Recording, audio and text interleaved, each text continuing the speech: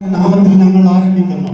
അന്ധകരനിമിതമായിരുന്ന ലോകത്ത് മാനവരാശിക്ക് നേർവഴി കാണിക്കാൻ നിമിത്തരായ മുഹമ്മദ് നബി സല്ലല്ലാഹു അലൈഹി വസല്ലം തങ്ങളുടെ കാലത്ത് ജീവിച്ചിരുന്ന ഫദ്ലുൽ ആബിദ് എന്ന സഹാബിയുടെ ദിവ്യ ചരിത്രമാണ് ഇവിടെ സമർപ്പിക്കുന്നത്. ഒരു ദിവസം അസർ നമസ്കാരം കഴിഞ്ഞതിന് ശേഷം നബി തിരുമേനി ആബിദിനോട് പറഞ്ഞു, അഹദവൻ സൗന്ദര്യം ശേഷം അതിനാലോ കൈവേദിയുള്ളൂ അവരാണ് ലോകത്തിൽ സുന്ദരന്മാർ അല്ലാഹുവിൻ സത്യസേവകന്മാർ. സൗന്ദര്യം കഞ്ഞുരുളിയ 4 വ്യക്തികളിൽ ഒരാളാണ് ആബിദെന്ന് റസൂൽ കരീം പറഞ്ഞപ്പോൾ ആബിദ് സന്തോഷം കൊണ്ട് മതി മറന്നുപോയി. മറ്റുള്ള 3 പേർ ആരൊക്കെയാണെന്ന് അറിയിക്കപ്പെട്ടു. ആദം നബിയെന്ന്, യൂസുഫ് നബിയെന്ന്, ആമീന ബിൻത മുഹമ്മദ് നബിയെന്ന്, ആദം നബിയെന്ന്, യൂസുഫ് നബിയെന്ന്, ആമീന ബിൻത മുഹമ്മദ് നബിയെന്ന്.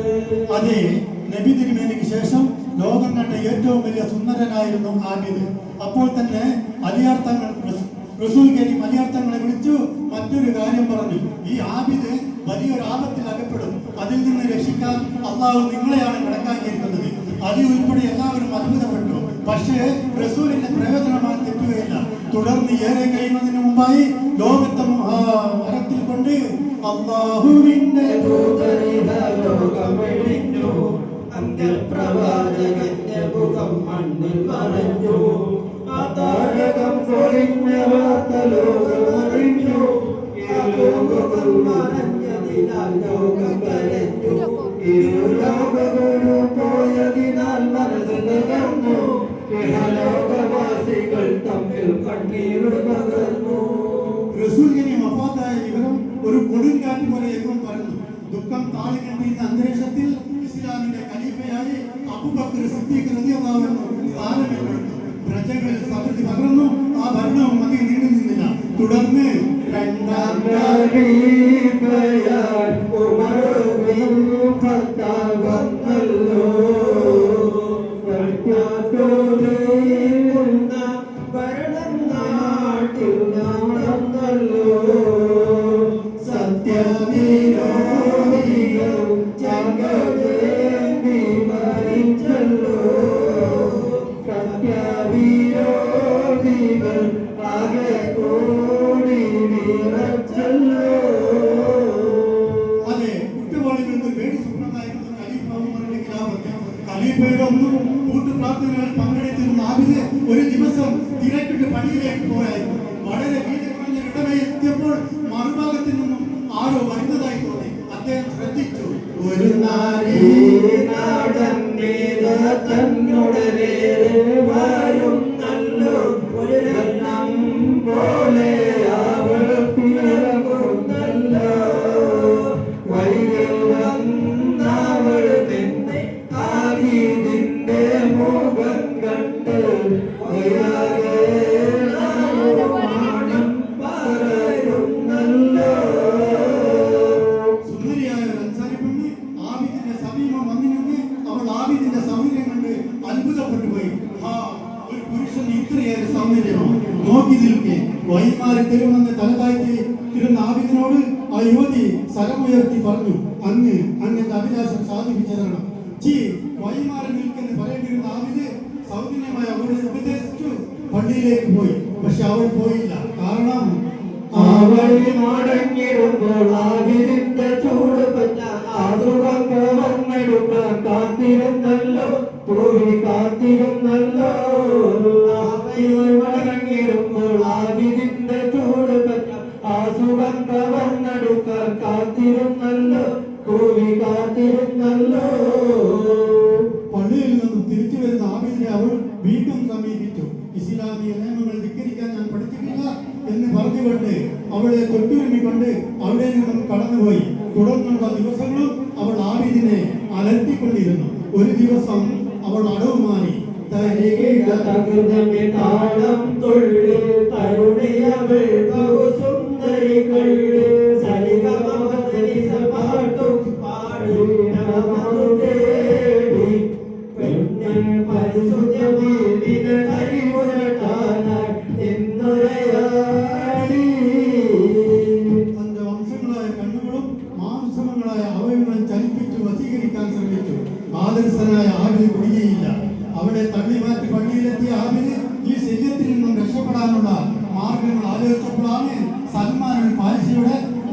കൂട്ടത്തിൽ ഒരു സംഘം ആളുകൾ ഹജ്ജിന് പോകുന്ന വിവരം അറിയുന്നത്. ഉടനെ തന്റെ പേര് ഉൾക്കൊള്ളിച്ചു. അൽഹംദുലില്ലാഹ്, അല്ലാഹുവിനെ സ്തുതിച്ചു. ഹജ്ജാജികളുടെ കൂട്ടത്തിൽ ആബിദ് പോകുന്ന വിവരം മണത്തറിഞ്ഞു.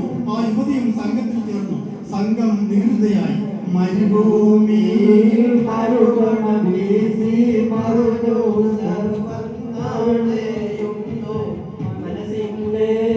മരുപച്ച കാണ അവരിത പുറപ്പെടുന്നേ. 500ഓളം പേരുള്ള കൗമം ലക്ഷ്യമാക്കി മദീനവാസികൾ തക്ബീർ നദികളുടെ യാത്രയായി. മണിക്കൂറുകൾ കൊഴിഞ്ഞു വീണു. അസറോടടുത്തപ്പോൾ ഒരു ശബ്ദം കേട്ടു. ആബിദ് തിരിഞ്ഞു നോക്കി. അദ്ദേഹം ഞെട്ടിപ്പോയി. ആരിൽ നിന്ന് രക്ഷപ്പെടാൻ വേണ്ടി താൻ യാത്ര ചെയ്യുന്നുവോ ആ യുവതി സമീപം നിൽക്കുന്നു. അവൾ ചിരിച്ചു. എന്നിട്ട് പരിസരത്തിൽ പറഞ്ഞു, ഇന്ന് രാത്രി വിശ്രമിക്കുമ്പോൾ ഞാൻ താങ്കളുടെ കൈമേൽ വരും. പെട്ടെന്ന് അവൾ സ്ത്രീകളുടെ നിരയിലേക്ക് പോയി. മണൽപ്പരപ്പിൽ കൂടാരങ്ങൾ ഉയർന്നു. പകൽ മുഴുവൻ നടന്ന് തളർന്ന് സംഘങ്ങൾ നിദ്രയിലേക്കു. പ്രാർത്ഥിച്ചുകൊണ്ടിരുന്ന ആബിദ് ഒരു ചലനം കണ്ടു. മുത്തേ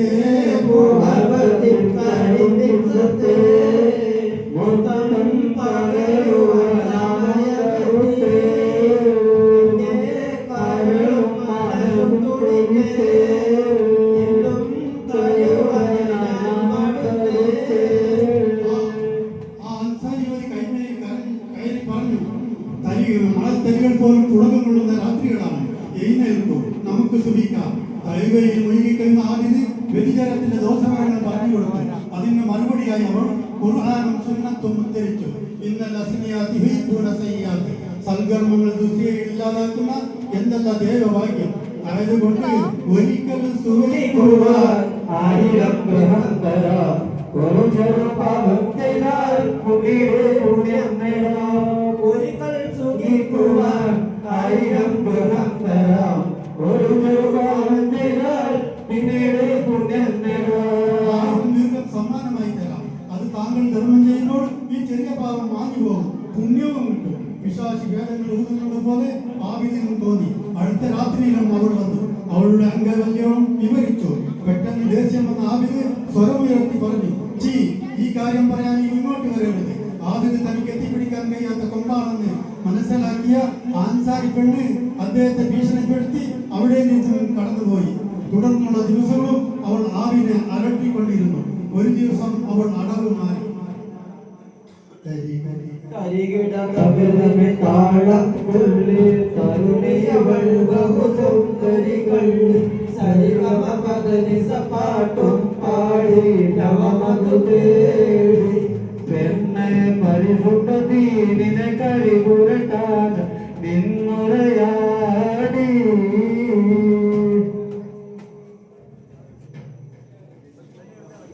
അദ്ദേഹത്തെ ഭീഷണിപ്പെടുത്തി അവിടെ നിന്നും കടന്നുപോയി. പ്രതികാരം നമ്പടിക്കുകയായിരുന്നു.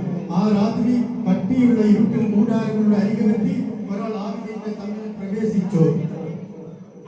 പെട്ടെന്ന് പുറത്തിറങ്ങി മറയുകയും ചെയ്തു. അസ്സലാത്തു ഖൈറും മിനൻ നൗം. അസ്സലാത്തു ഖൈറും മിനൻ നൗം. അല്ലാഹു അക്ബർ, അല്ലാഹു അക്ബർ, ലാ ഇലാഹ ഇല്ലല്ലാഹ്. മണത്തരികൾ പോലും ഉളകകൊള്ളുന്ന സുബൈബാങ്കിന് ശേഷം നിസ്കാരം കഴിഞ്ഞ ഹജ്ജാജികൾ യാത്രയായി. കുറച്ചു കഴിഞ്ഞപ്പോൾ ഒരു ബഹളം കേട്ടു. കാര്യം അന്വേഷിക്കാൻ നേതാവ് ഒരാളെ അയാൾ തിരിച്ചു വന്ന് പറയുകയാണ്,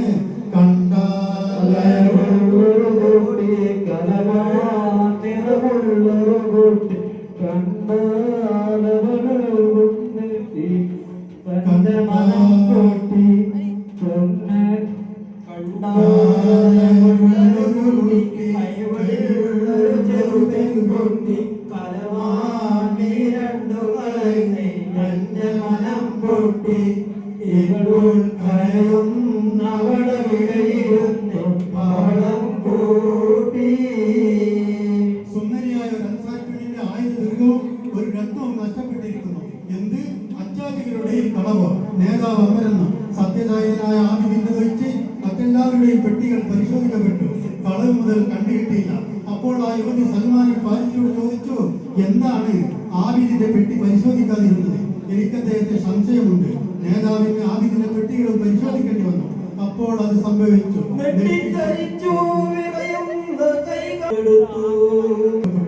സംഭവം ഖലീഫക്ക് റിപ്പോർട്ട് ചെയ്തു.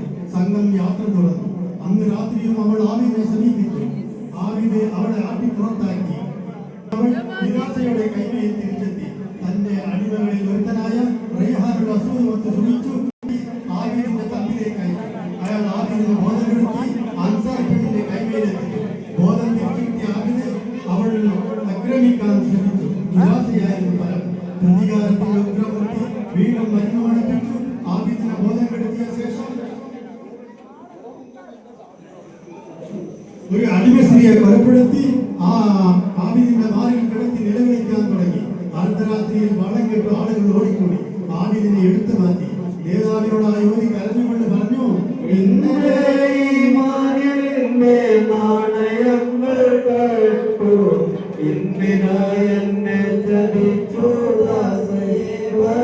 സൽഗുണവും സമൃദ്ധിയും കൊണ്ട് വൃക്ഷപ്രസിദ്ധനായിരുന്ന ഒരു രാത്രി കൊണ്ട് കള്ളനും കൊലയാളിയും നീചനുമായി. അദ്ദേഹത്തെ ബന്ധസ്ഥാക്കി നിർത്തിക്കൊണ്ട് സംഘം മക്കത്തേക്ക് പോയി. പരിശുദ്ധ ഹജ്ജ് കഴിഞ്ഞ് തിരിച്ചെത്തിയ സംഘങ്ങൾക്ക് മദീനയുടെ അതിർത്തിയിൽ ഒരു സ്വീകരണം നൽകപ്പെട്ടു. ആബിദിനെ ഖലീഫയുടെ മുന്നിൽ ഹാജരാക്കി. സംഘത്തിലെ മുഴുവൻ ആളുകളും ആബിദിനെതിരായി സാക്ഷി പറഞ്ഞു. ഇസ്ലാമിക വിധിപ്രകാരം വിധി തയ്യാറായി. കളവ് ചെയ്തതിന് കൈമുറിക്കുക, വിചരിച്ചതിന് അവിവാഹിതനായത് കൊണ്ട് 100 അടി അടിക്കുക, അടിമ സ്ത്രീയെ കൊല ചെയ്തതിന് കൊന്നുകളയുക. ജനങ്ങൾ ശ്വാസമടക്കി നിന്നു. അപ്പോൾ അത് സംഭവിച്ചു. പ്രസാന്തരമായ ആകാശമേ മിന്നൽ പിടറുകൾ, ഇടിമുഴക്കം എല്ലാവരെയും അമ്പരിപ്പിച്ചുകൊണ്ട്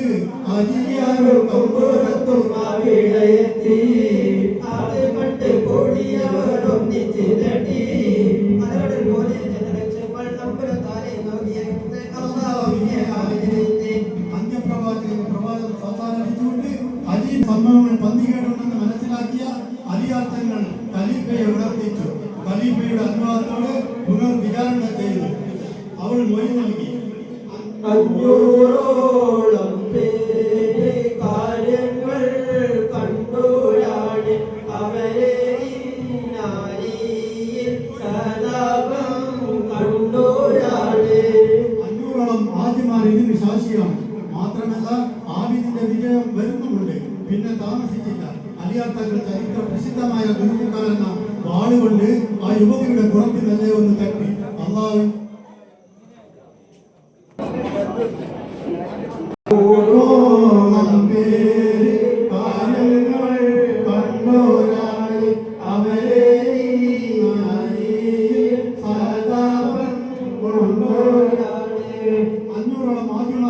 ഇതിന് സാക്ഷിയാണ്. മാത്രമല്ല ആബിദിന്റെ വിജയം വളരുന്നുണ്ട്. പിന്നെ താമസിച്ചില്ല. അലിയാർത്ഥങ്ങൾ ചരിത്ര പ്രസിദ്ധമായ ദുൽഫുക്കാർ എന്ന വാളുകൊണ്ട് ആ യുവതിയുടെ പുറത്ത് മെല്ലെ ഒന്ന് തട്ടി. അള്ളാഹുവിന്റെ മാത്തായ കുതിർത്തുകൊണ്ട് ഇവിടെ ഉത്തരത്തിൽ നിന്നും ഒരു ചാക്കുട്ടി പുറത്തു വന്നു.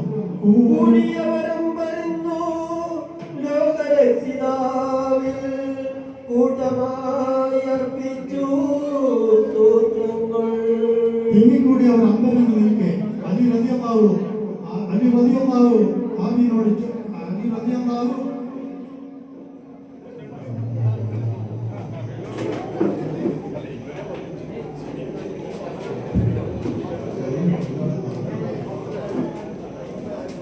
അലി റളിയല്ലാഹു അൻഹു ആ ചാക്കുട്ടിയോട് ചോദിച്ചു, തന്റെ പിതാവാരാണ്? ഉടനെ മറുപടി ഉണ്ടായി, റയ്ഹാനുൽ അസ്വദ് കുറ്റം സമ്മതിച്ചു.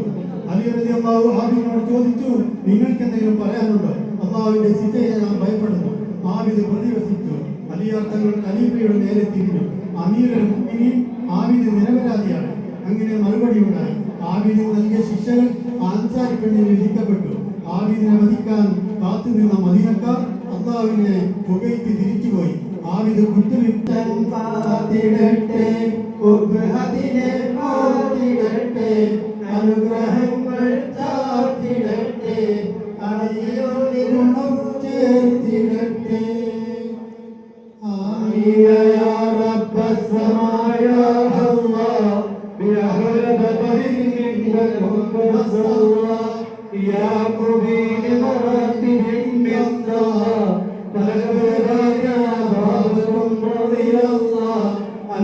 وغلسنا بهم يا الله آمين يا رب السماء يا الله يا أهل بدر إنهم قص الله إياهم نور مراتب عند الله ولقد أتينا بعضهم رضي الله عنكم وخلصنا بهم يا الله آمين يا رب السماء يا الله يا أهل بدر إنهم قص الله إياكم برحمهم من الله ولقد أتينا بعضكم رضي الله عنكم وخلصنا بهم يا الله.